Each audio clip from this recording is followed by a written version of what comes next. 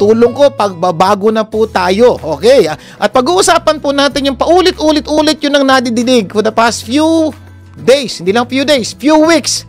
Change is coming. At siguro isa sa mga dahilan yan, bakit to at this point in time ng pagbibilang po ng boto ng ating kandidato po right now ho, si Mayor Duterte, siya po yung nanalo. Siguro one of the things na nagdala sa kanya ay yung salitang change is coming. Bakit? Kasi napakarami pong tao ngayon gusto na ng pagbabago. Ang tanong, anong pagbabago ba in-expect niyo? Kailan ba ho? Yesterday ho, I was listening to one radio program at tinanong po yung mga nakikinig. Sabi niya, anong bang pagbabago ang gusto niyo mangyari? So, tinexto nila. Ay naku, ang gaganda po no kanilang pinagsasabi. But at this point in time, I want to give you a quotation na sana wag niyo makalimutan. Sabi dito, if you want something you never had, you got to do something you never done. Sabi po ni Drina Rijan. Kung meron daw po kayong gustong isang bagay na hindi pa nangyayari sa buhay nyo, kailangan kang gumawa ng isang bagay, Panginoon, na hindi mo pa nagagawa. Napakaganda pong bagay na pag-uusapan po natin because everybody, almost everybody would want to talk about change. Ang tanong, anong change ba ang hinihintay natin? Siguro po para mas maintindihan natin mabuti, pag-usapan po natin, what is change? At bakit ba tayo kailangan magbago? Alam niyo, kung pag-uusapan po natin ng Pilipinas, makikita po natin ang dami natin gustong baguhin. Ang tanong, ano? Ano ba ang gusto niyo magbago sa buhay natin? Alam niyo po, bigyan po kayo ng ilang pagbagay na nagbago at pagbabago. Alam niyo ba, about 50, 60 years ago, Pilipinas ay isa sa pinakamayamang bansa sa buong mundo. Hindi po ako nagbibiro. Kung pag-aaralan niyo po, about 60 years ago, pangalawa tayo sa pinakamayaman sa buong Asia, second lang tayo sa Japan. Ang tanong, ano nagbago? Ba't hindi na nangyayari ngayon yun? Pag-isipan niyo mabuti. Alam niyo ba, 60 years ago, we are the rice granary of Asia. Ano ibig sabihin nun? Tayo po ang nagpapakain sa halos lahat ng Asian countries. Nag-i-import sila ng bigas natin. Ang tanong, parang nagbago. Bakit ito ngayon, nag-i-import tayo ng bigas sa ibang bansa? Kung aaralin niyo po ang history ng bansang ito, many years ago, yung mga bansang Thailand, Vietnam, Cambodia, ito po exporting countries so patungkol sa bigas ngayon. Sila po halos sa kanila, nag-aral po sila sa International Rice Research Institute. Ang hindi ko na maintindihan, ba't nagbago? Bakit ho ngayon ay nag-aangkat tayo ng bigas sa ibang bansa? Pag-isipan niyo po, isa pa ho, alam niyo ba ang first airline sa buong Asia? Philippine Airlines. Ang tanong, bakit to? Ang Philippine Airline, isa ho sa mga malaking kumpanya sa Pilipinas, pag kinumpara sa ibang mga airlines sa ibang bansa, nahuhuli ho tayo. Bakit ho ang airport ng Pilipinas considered to be one of the worst airport in the world? Ang tanong, bakit? Bakit ho ang bansang Hong Kong, Taiwan, Thailand, Singapore, dati napakahirap, ngayon pagkayaman-yaman na? Siguro tanong nyo, bakit? Ako po, kung tatanungin nyo, isa lang ang sagot ko. Hindi po nagbago ang Pilipinas sa pagbabago ng mundo. Patuloy kung nagbabago ang mundo, ang Pilipinas hindi nagbabago. So ano ho nangyari? Napag-iwanan na tayo ng panahon. Ako po sa aking pag-aaral, iyan ang isa sa mga dahilan bakit right now gusto ho nating maging mayor si Mayor Duterte. Bakit? Kasi gusto natin ng pagbabago. Ito lang ang problema ko. Ilang taon ko nang pinag-aaralan ng Pilipinas? Ilang taon ko nang pinag-aaralan ng Singapore? Ilang taon ko nang pinag-aaralan ang Davao? Ito ang problema kong malaki. Handa na ba tayo magbago? Sa totoo lang ho, yun ang problema kong malaki. Handa na ba ho tayong baguhin yung dati nating ginagawa? Ang problema ho, marami yung tao, hindi ho handang magbago. Sa totoo lang ho, may isang batas ho ako nadinig na sinusulong ko ni Win Gatchalian na ginagawa na po sa Singapore. Ito po yan. Sa Singapore po, no parking, no car policy. So ano ibig sabihin po nun?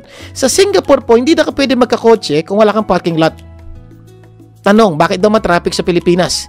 Kasi po yung kalye, ginagawa nating parking lot. May batas na po tayong ganyan na sinusulong ngayon. Tanong, pag pumasayang batas na yan, handa na ba kayo? Yung mga may sasakyan ngayon na walang parking lot, ibig sabihin, hindi nyo na pwede i-register yan. Game na ba kayo? Ako ho, ito po nakikita ko. Sa susunod na mga buwan, pagpasok ng mga pagbabagong batas na ilalagay, maraming tao maiinis. At ang unang kainisan nila ay yung senador at yung presidenteng binoto nila. Bakit? Ayaw nila yung mga pagbabago. Yun ang problema ho natin ngayon . Gusto natin ng pagbabago, pero kinakabahan po ako, ang Pilipino, baka pa hindi sanay pang magbago. Sa mga susunod na araw, again, pinag-usapan natin, na magkakaroon ng napakaraming pagbabago. Hindi na daw pwede manigarilyo sa public place. Yun po yung ginagawa sa Davao. Okay ba sa inyo? Nako, malamang. May maiinis. Hindi na pwede. Saan ako maninig? Sa bahay lang. Hindi na pwede uminom ng alak sa public places. Sa bahay mo lang. So ano, kaya nyo yun? Napakalaking problema. Okay. So ano ang gagawin natin ngayon? Kaya po, paulit-ulit ko sinasabi, ito po ang kailangan natin gawin. Kailangan tayo ang magbago. Ito good news. May ilang araw pa tayo para pagpraktisan natin magbago. Huwag niyong pong hintayin, pumasok yung bago administrasyon, bago ka magbago, baka mahuli ka. Ibig sabihin, ka pala magbabago, hindi ka makasanay, mahuli ka pagpasok ng mga bagong batas. Ito po hiling ko. Ngayon pa lang, bago ka na. Medyo, kung nanigyogyosik ka, bawas-bawasan muna sa public, sa bahay na lang. Kung ikaw naman po may ginagawang mali sa batas trapiko, sumunod ka na. Sana, ako po, panalangin ko, isang batas na sana gagawin ng bago administrasyon, lahat ng jaywalker ikulong. Kasi po, isa ho yan sa dahilan, kaya tayo tumatraffic sa kalye. Tawid tayo ng tawid kahit saan. Now, sana po, mabigyan ho ng leksyon yung mga taong gumagawa ng mali. Pag nangyari po yan, mapansin nyo unti-unti ayos. Alam niyo po, sana po tunay yung mga bumoto po kay Mayor Duterte, sumunod kay Mayor Duterte. Kung susunod tayo. Pangalawa, yung di bumoto, sana sumunod din kayo. Kasi po, hindi po kaya ng isang presidente ayusin tong bansang ito. Ito problema niyong malaki. Sabi ni Mayor, kung totoo yan ha, pag hindi niya daw naayos, mag-resign siya. O tanong, pag nag-resign siya, okay ba sa inyo papalit? O, yun ang susunod nating problema. So, ito po yung isang pagkakataong binibigyan po tayo. At tingin po na binibigyan tayo ng Diyos para magbago. At napakaganda po, simulan na natin pagbabago ngayon. Wag na hintayin sa susunod na ilang linggo. Ang problema ho, alam niyo bang maraming tao ayaw magbago? Bakit? May ilang dahilan. No? Number one, because change is hard. Totoo po yun, napakahirap pong magbago. Pero, kung ang mga tao nasa paligiran mo gusto mo magbago, pwede ba unahin mo yung sarili mo magbago?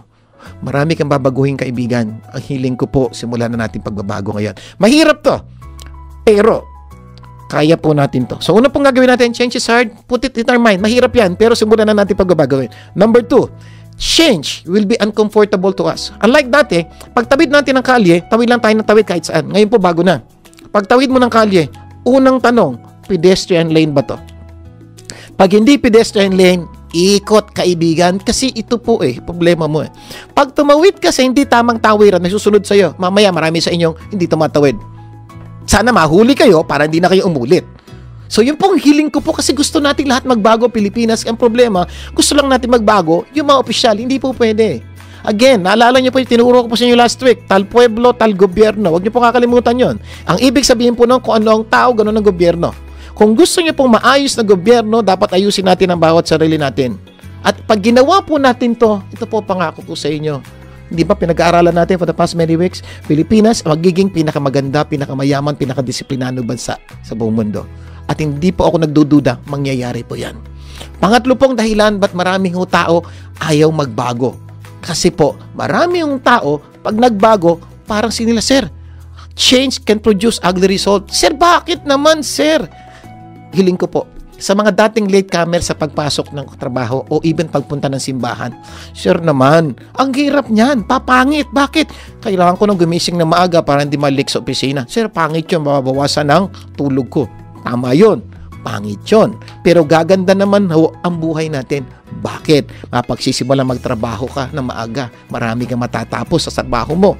Or sa simbahan, makakapakinig ka ng maayos, ma-attend ka pa ng worship. Kumisang kasi, marami ang inaabutan na lang yung Word of God. Akala nila, yun lang ang dapat puntahan sa simbahan. Hindi po, dapat simulan nyo. So, kaya maraming tayo magbago na, sir, mabawasan yung tulog ko. Okay lang yun. Mahirap yon, pero kaya po natin. Sir, ano pa yung ugly? Sir, isa pang ugly. Sir, pag tumawid ako sa tamang tawiran, malilate ako sa trabaho ko. Kala ko about, huwag malilate. Sir, iikot pa ako. Pag umikot ako, mawala na akong 3-5 minuto. Late ako sa aking pagpasok sa trabaho. Kaya nga po, gumising ng mas maaga. Kasi nga, ayaw mo nang mali. Diba? So, isa pa, sir, pag sumunod ako sa batas trapiko, malilate na naman ako pag may kotse ako. Di ba, sir? Pag green, go. Pag red, stop. Pag yellow, go faster. Tama? Mali. Okay? Marami yung tao, kaya nagkakagulo sa kalye. Pag nagyelo na po, sa lagay na bumagal, huminto, ano ang ginagawa? Binibilisan. Hindi po ganun, kaya gumugulo bansa na natin eh. So, ang punto ko po, isa sa mga bagay na kailangan tindihin. Kung gusto mong magbago, dapat magsakripisyo ka. Ang pang-apat na dahilan ho, sana lagay nyo sa isip nyo, when you change, gaganda ang buhay mo. At yun po ang aking panalangin. Sa mga susunod na linggo po na ating pagsasama dito po sa Tulong Ko Pagbabago Mo, bibigyan ko po kayo ng iba't ibang dapat nating baguhin para gumanda ang ating bayan. Lilinawin ko po, hindi po pagbabago ng ating mga mayor, ng ating opisyal sa gobyerno.